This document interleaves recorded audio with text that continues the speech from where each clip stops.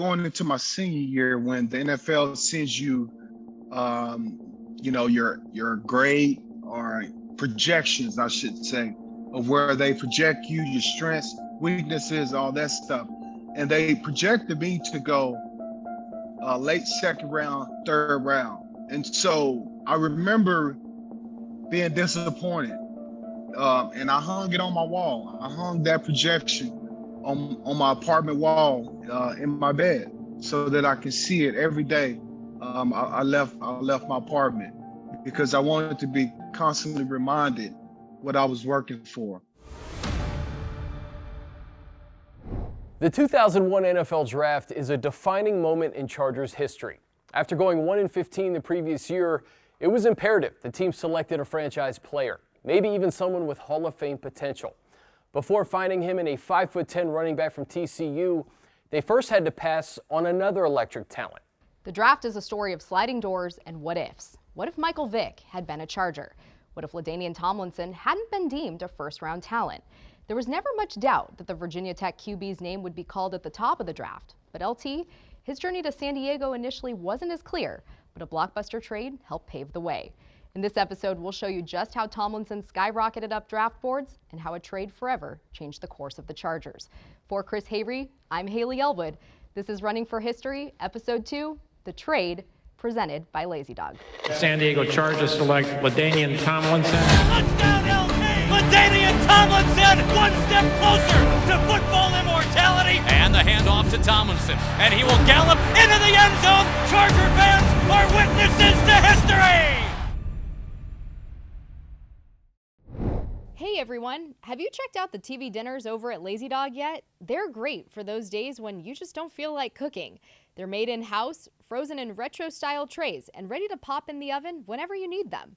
One of my personal favorites is the chicken pot pie, filled with slow-roasted, hand-shredded chicken breast and seasonal vegetables in a pie dough crust. And now, for the fall, they've got a new oven-roasted turkey dinner. I'm talking turkey, with gravy and all the trimmings. It's even got a salted caramel pumpkin cheesecake with a graham cracker crumble for dessert. So get them at Lazy Dog for pickup or delivery, and you can check it out at lazydogrestaurants.com.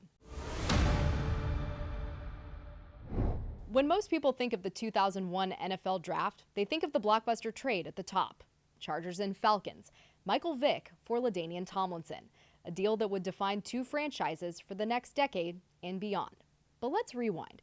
LaDainian Tomlinson's rise up draft boards began his final year of college. Over 2,100 rush yards, 22 scores, a trip to New York for the Heisman ceremony, and winning the Doak Walker Award will do that for a player. And as I progressed throughout my senior year, you would hear the Mel Kipers and whatnot projecting where we all were going. And so I moved during the year, I moved to early second round, but they still was Deuce McAllister, Lamont Jordan, Travis Henry. All those guys were still projected ahead of me. While he still had plenty of doubters, Tomlinson made it clear that his junior year wasn't a fluke. Chargers president of football operations John Spanos and LA Times writer Sam Farmer still recall the questions pundits had about Tomlinson. Back then, I remember there were some, pundits who speculated, or I should say questioned maybe, LaDainian's play style, how would it translate? The college he ran at TCU is very different than what offenses looked like.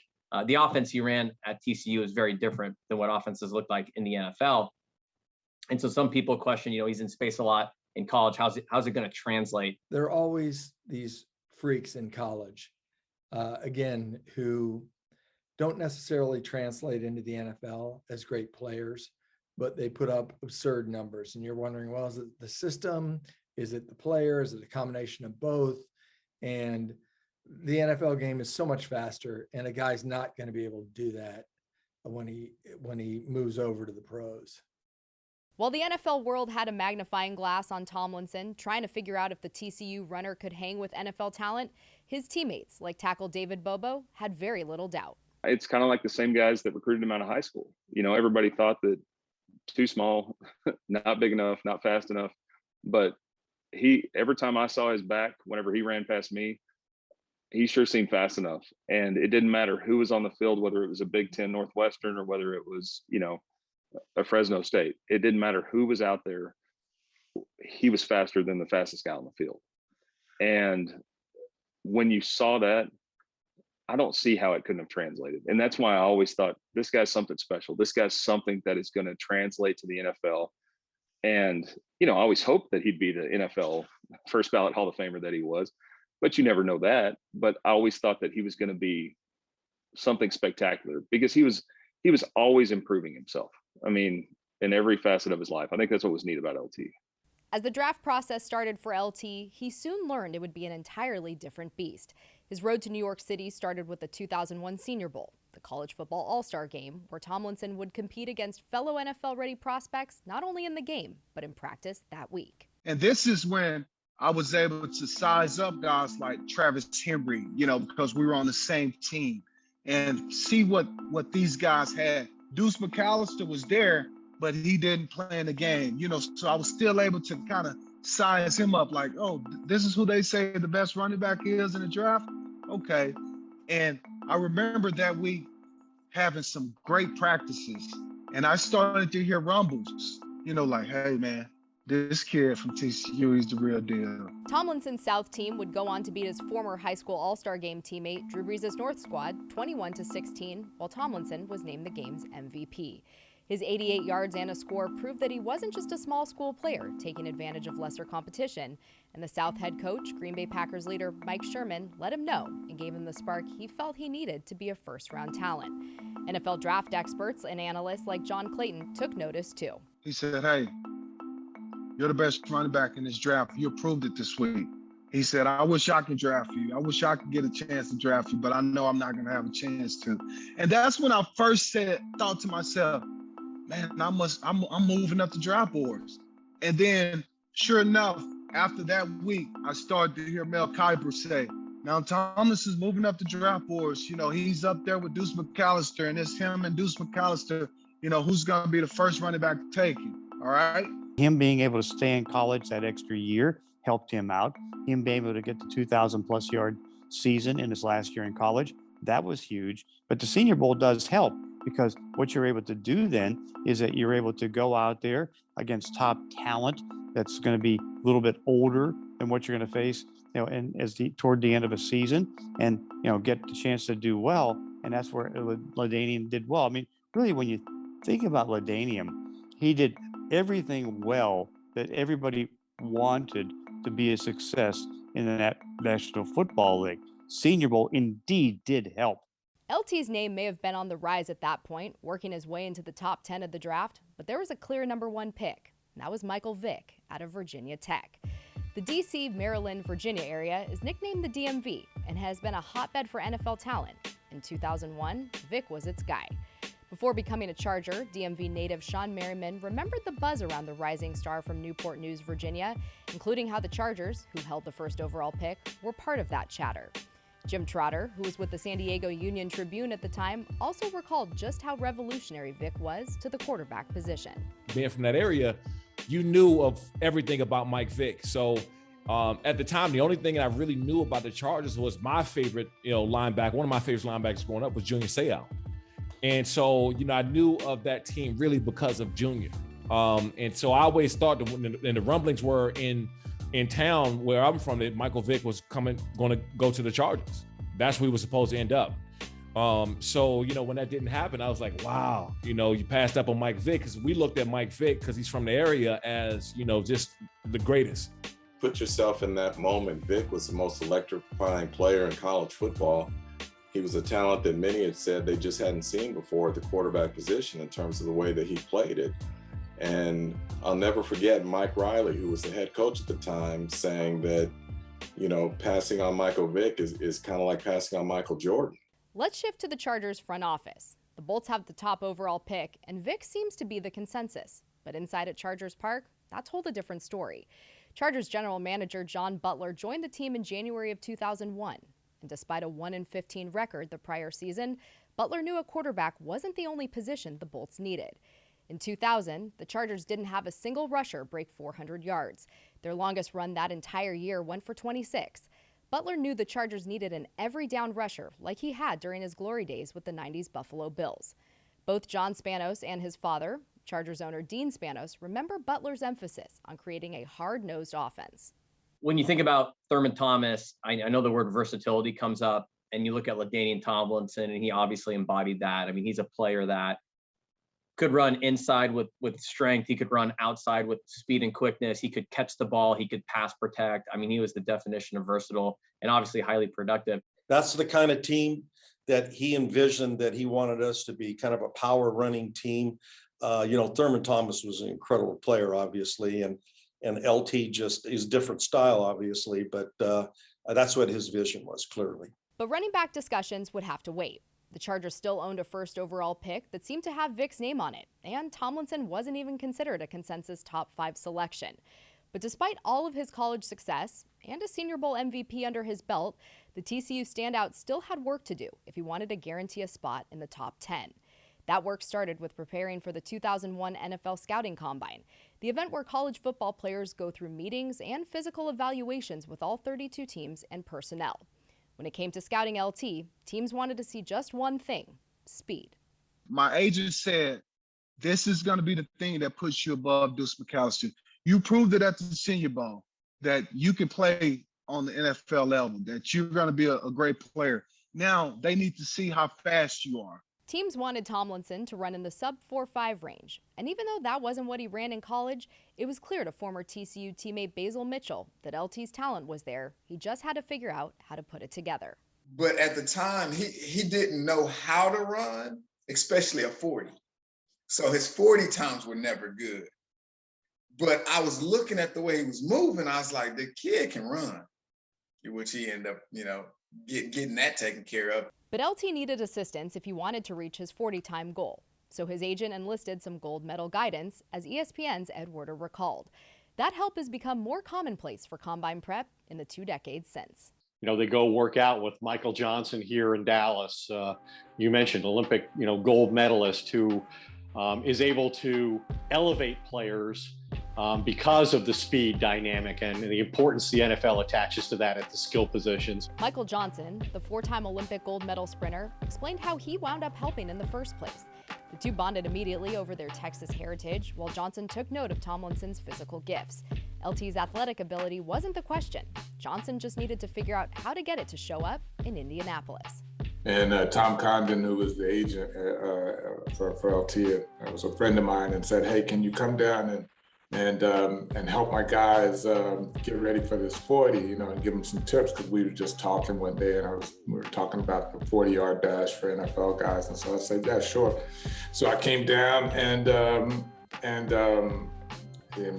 met LT and started working with those guys and helping them, prepare for their 40, working on their start, and and that was the first time I met LT, and he was from Waco, Texas, and I went to Baylor. I'm from Dallas, but I went to Baylor, which is in Waco. And I trained my entire career, my professional career down in Waco, because that's where my coach was. So we had that connection. So I started calling him Waco. It was clear to Johnson that Waco's athletic ability wasn't the question. Like any good coach, Johnson had to tap in and figure out how to get that speed to show up at the combine. I had learned from working with my own coach, and now I hire coaches in my company, Michael Johnson Performance. And one of the things you're always looking for in coaches is, as a coach, is to figure out areas where the athlete may be limiting themselves. They're not allowing their natural ability to shine through. And so that was what I did with LT, is we started talking about, things that he could do that would allow him to be as quick and record times that were as quick as he actually was. So the first thing I noticed that, his start was just not great, and the way that he was set up in his start, which sets up the entire 40-yard run, the way he was set up in his start didn't allow him to be as explosive as he really was. So that was the first thing we started working on, and changing the way that he lined up and got in the start stance. And once he saw, what that could do for him, he could feel that just that change was making him faster and making him more explosive, and he felt faster. So he was bought in very, very quickly. And then, with athletes, with all great athletes, and LT was certainly one of those, you give them an instruction, they visualize it, And the really good athletes are able to then process that very quickly and execute on that. So, it didn't take a lot of explaining and demonstrating for him to be able to click in and say, yeah, I got it, and then go back to the line and then be able to execute that. Hey everyone, have you checked out the TV dinners over at Lazy Dog yet? They are great for those days when you just don't really feel like cooking. You just pop them in the oven and done. One of my favorites is the chicken pot pie, filled with slow roasted hand shredded chicken breast and seasonal vegetables in a pie dough crust. And now for the fall, they've got a new oven roasted turkey dinner. I'm talking turkey with gravy and all the trimmings. It's even got a pumpkin cheesecake dessert. So get them at Lazy Dog for pickup or delivery, and you can check it all out at lazydogrestaurants.com. Tomlinson had already been told over and over again how important his 40 time would be to his draft stock. But on his way to the combine, a conversation with the Dallas Cowboys coach on the plane proved just how important that time would be. It was a conversation so important, it stayed with the running back. He said, let me ask you a question. Do you think you're going to run at least a 4.5 at the combine? I said, yes, sir, I think so. I think I'll run at least a 4.5. He said, I tell you what, if you run a 4.5, at least a 4.5, you're going to be the first running back taken. And so I went into the combine knowing that's it. That's all I have to do. I have to prove how fast I am. And if I blow it out the water, then I'm going to be the first running back taken. And so once I got to the combine, that was the only thing that I was focused on. And I remember being so nervous the night before I was getting ready to run the 40. This is the biggest day of my life, And so I couldn't sleep, tossing and turning, dreaming about running fast. And so the day comes and I see all the, the scouts up there on the line. They have their watches and it comes down to it. I run the race and I'm walking back and one of the scouts or a personnel person comes up to me and he says, you just blew that out the water. I didn't even know what I ran at that time. He just said, you blew it out the water. And so I knew it had to be, it was at least a 4.5. I knew it was at least a 4.5. And that's when I knew at that point, I made the phone call to Mom. I said, Mom, we did it. He said, I blew him out, Mom. I blew him out. And I'm going, oh, great. Because I'm saying, okay, what? Because we couldn't get the combine then. We can get it now, but we couldn't get it then. And shortly after, that following week, I was at the top of the draft boards as the #1 running back. As Ed Werder and John Clayton remember, a strong 40 time by Tomlinson was proof to scouts that he could be the workhorse of an NFL offense. LT was a guy who could do it all. I mean, and he proved that over time. He's a great receiver. He was a great runner. He was fast. He was quick. He was instinctive.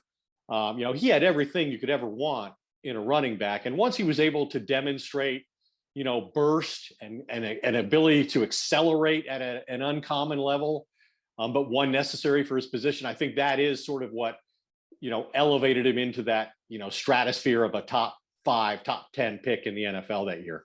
I think he ran a 4.46, which was so important because it just showed, okay, I can move the football, I can run the football, I can do those different things. And, he was able to do it so well. And so I thought that, the combine did obviously help him out. Along with a great 40 time, another telltale sign Tomlinson was probably going in the top 10 were the draft visits he was taking. Atlanta, 5th overall. New England, 6th overall. Chicago, 8th overall.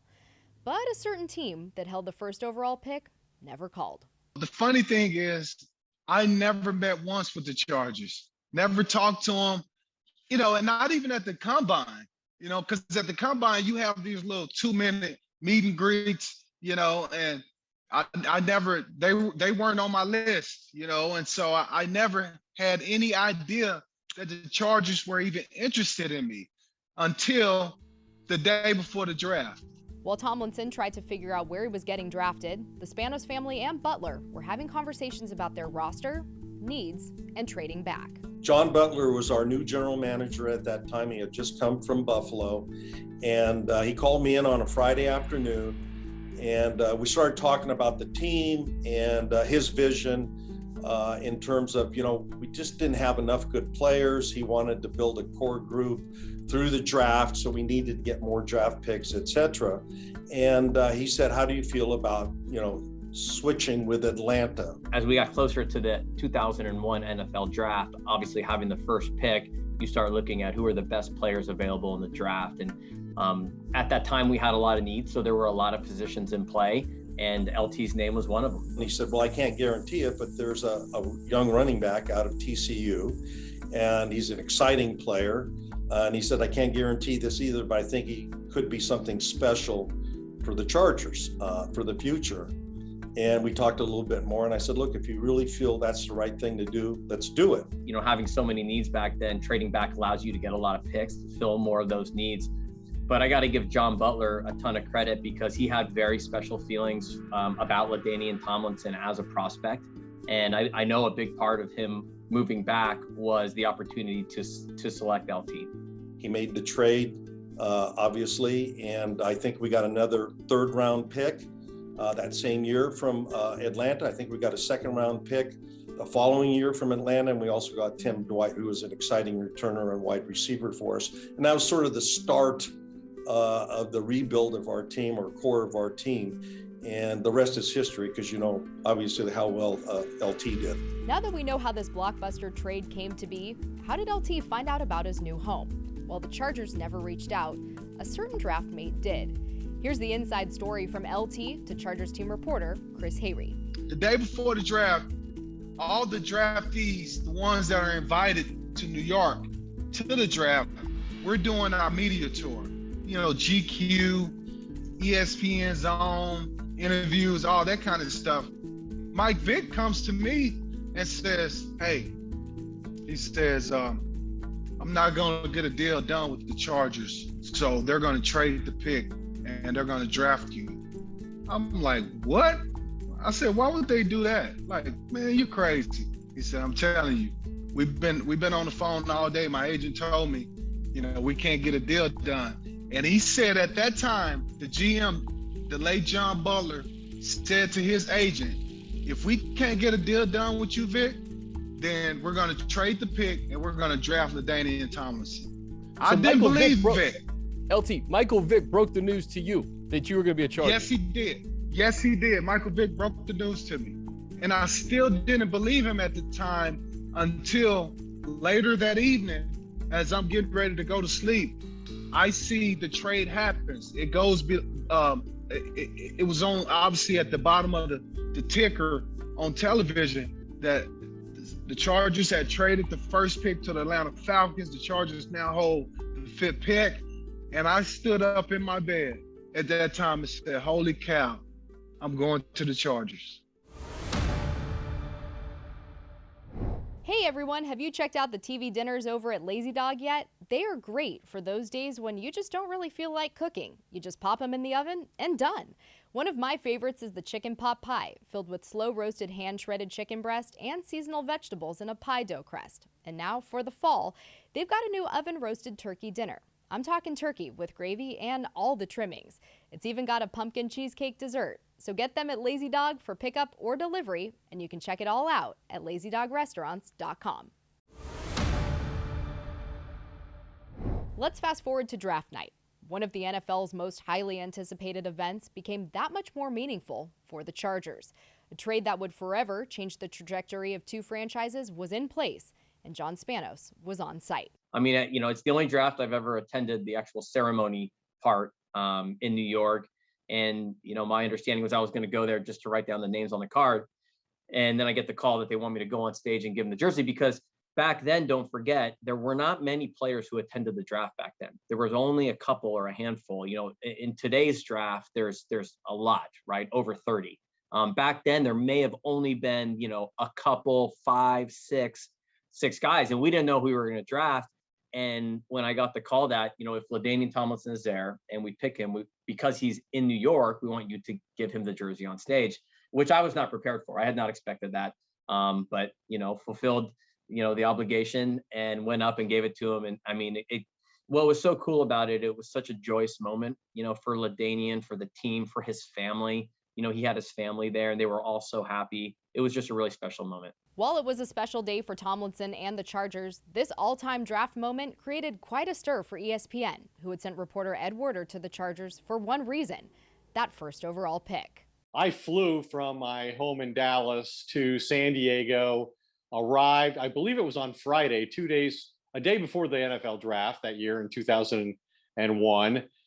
We started setting up in a room the Chargers provided us, expecting to be there for the following 2 days to cover the team. And no sooner did we get set up than was the number 1 overall pick sent all the way across the country to Atlanta. And there was some conversation, because we weren't planning to cover the Falcons draft. We had nobody assigned there. There was some conversation about whether they should have me abandon the Chargers draft and go cover the Falcons. If they had not traded it all the way across the country, I think it's possible I might not have been there at all that year with the Chargers. But as it was, they decided it was too difficult to last minute move me to the Falcons, who weren't expecting to have anybody there. And so they had me just stay in San Diego and cover whatever it was the Chargers were expecting to do. As Werder noted, draft night can be crazy from all angles, whether you're on a team or you're covering one. Throw a trade in there, and it gets even wilder. As someone who had keen knowledge on what the Chargers were going to do at number 5, Werder remembers all the other players on the Bolts draft board. I think John Butler and A.J. Smith had some interest in a couple of the defensive linemen in that draft. I think Gerald Warren was one of the guys they were interested in, Justin Smith, and they both happened to go right before the Chargers picked. And so they were off the board and no longer under consideration. And then the Chargers, left with that scenario, did the smart thing and took LaDainian Tomlinson from TCU. I think everybody knew that he was a really unique and dynamic type of back.